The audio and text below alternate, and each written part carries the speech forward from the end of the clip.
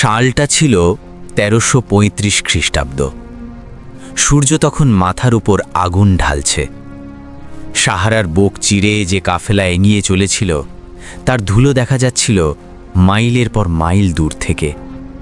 উটের পায়ের শব্দ, ঘণ্টার টুংটাং, আর মাঝে মাঝে কোনো বণিকের গলার গান, এই ছিল মরুভূমির সঙ্গীত।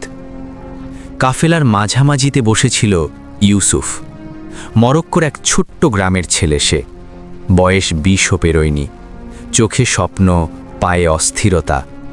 বাবা চেয়েছিলেন সে ব্যবসা করুক, কিন্তু ইউসুফের মন পড়ে থাকত দূর দিগন্তে।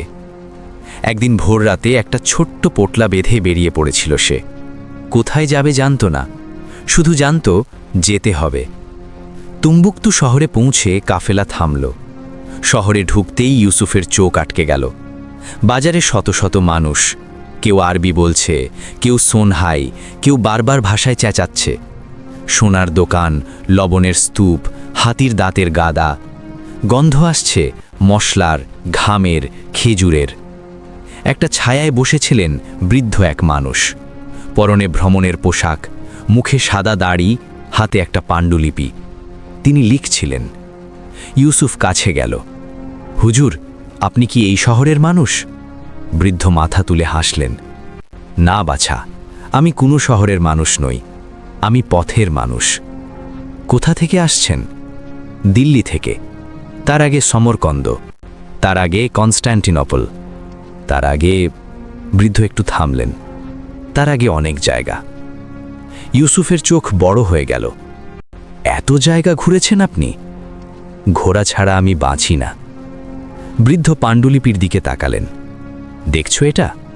এখানে প্রতিটি শহরের কথা আছে, প্রতিটি মানুষের কথা।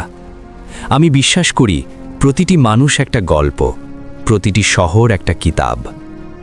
সেদিন রাতে কাফেলার আগুনের পাশে ইউসুফ শুনল বৃদ্ধের গল্প।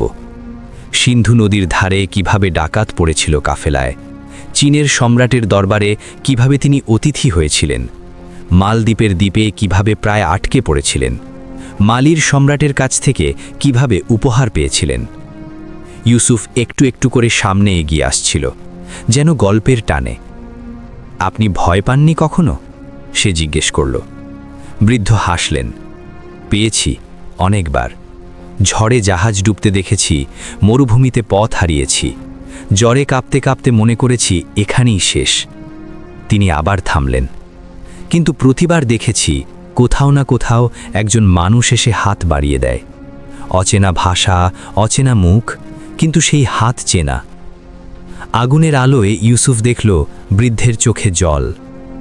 মানুষ আসলে এক জায়গার, বৃদ্ধ বললেন।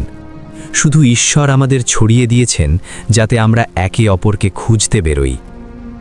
পরদিন ভোরে কাফেলা আবার রওনা হলো। বৃদ্ধ ভিন্ন পথে চললেন। ইউসুফ তাকিয়ে রইল যতক্ষণ দেখা গেল।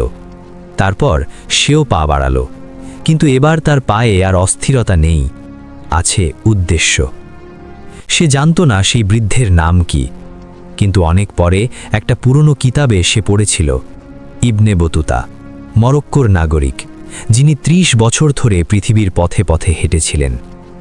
ইউসুফ সেদিন বুঝেছিল সেই রাতের আগুনের পাশে সে শুধু গল্প শোনেনি, সে পেয়েছিল তার নিজের পথ।